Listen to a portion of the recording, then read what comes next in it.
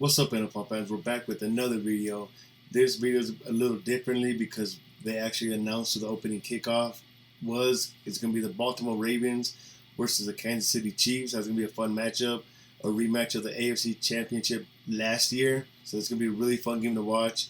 Now, what I have been doing lately, if you're new watching this channel, I started off ranking or analyzing the players that each team has drafted. I started with the NFC East division first, and I'm working my way to all 8 divisions.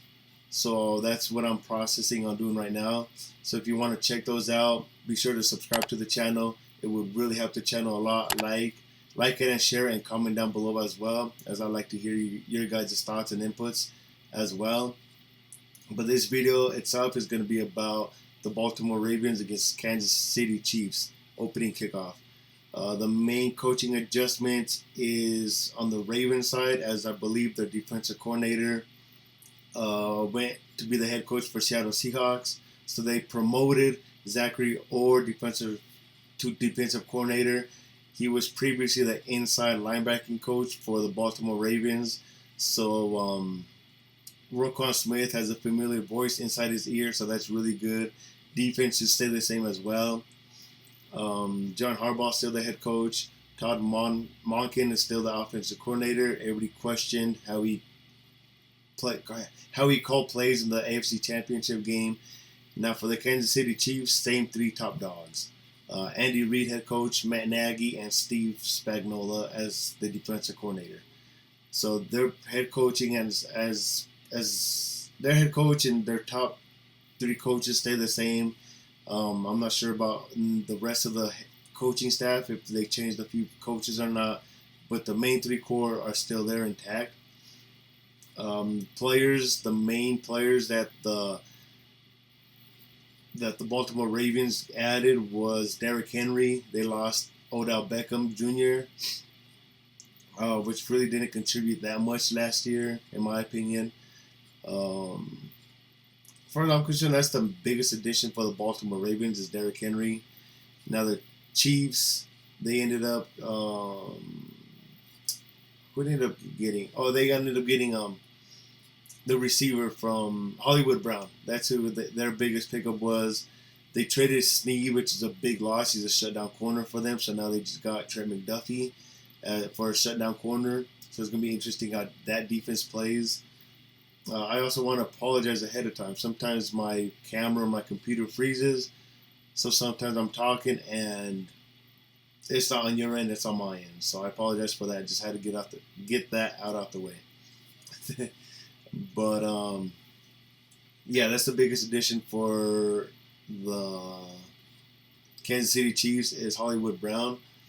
Now, as far as the draft goes, the Baltimore Ravens for the first round pick added Nate Wiggins.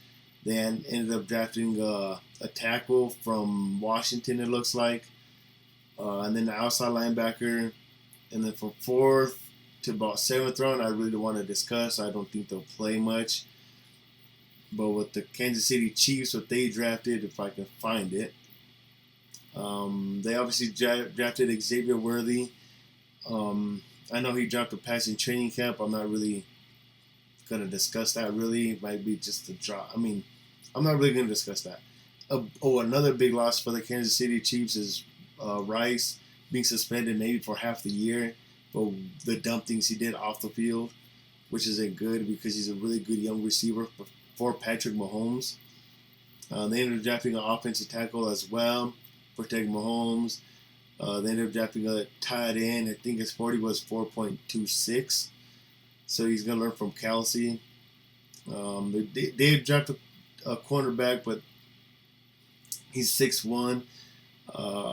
Maybe he tries to replace McDuffie. I don't know, but I think it was not McDuffie, Snead. I apologize, my computer froze. But like I was saying, I don't know where it froze.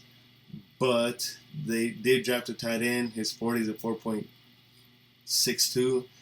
They drafted a cornerback as well. Maybe he won't really replace Snead, but that's what they're kind of aiming for. But I do like that they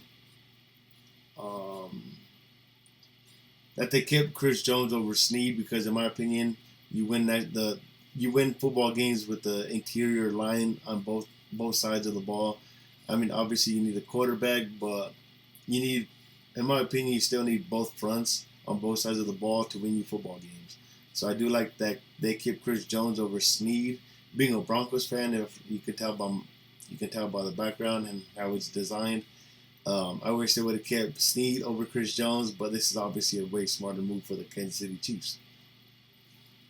So now that's kind of like the biggest additions for both teams and what they kind of drafted. But with that being said, let's get to the AFC Championship game. AFC Championship game last year, I believe the Chiefs caused 3 turnovers, and the Baltimore Ravens, I believe, caused 1. And the score was 20-10 to end that football game last year. 2 really big turnovers.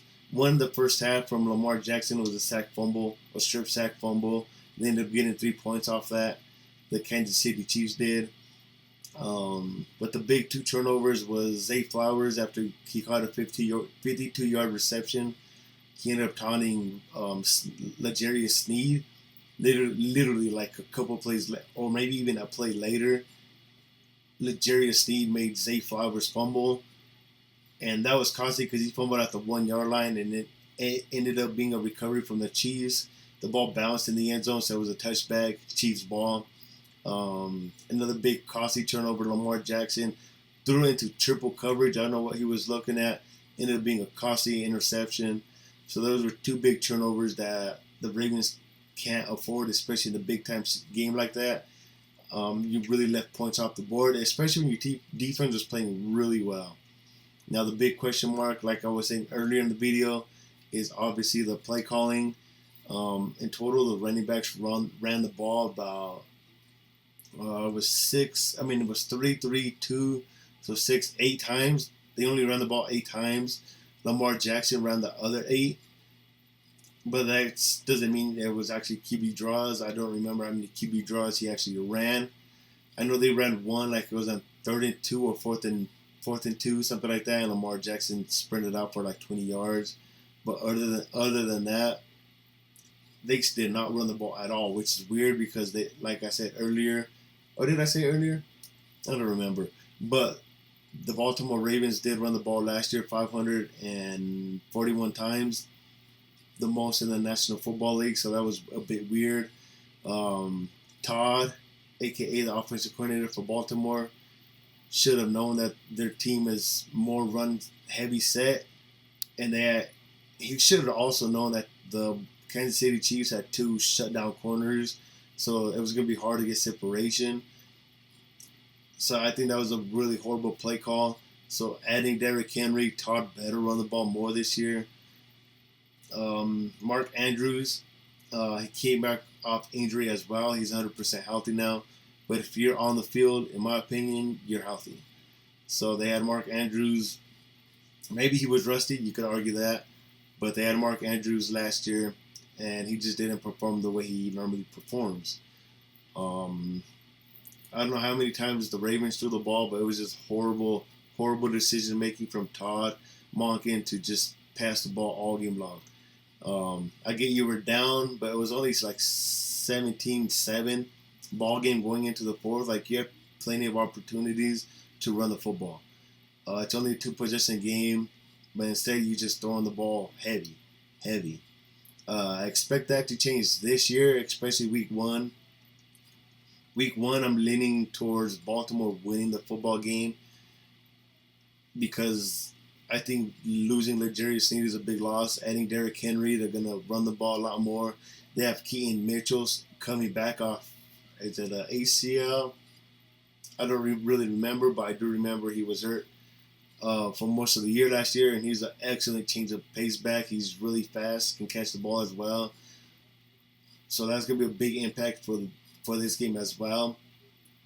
And then on the Chiefs side, adding Xavier Worthy, speed demon, Hollywood Brown, another speed demon, is going to really help out Travis Kelce, so he's more open in the middle of the field. I really don't believe they had that last year. I know they had MVS, but he's kind of I hate to put it like that, but that's what he is. Like he'll have some big catches, but for the most part, he's not consistent enough. So adding those two speed demons is really gonna help out for week 1 until they get Rice back.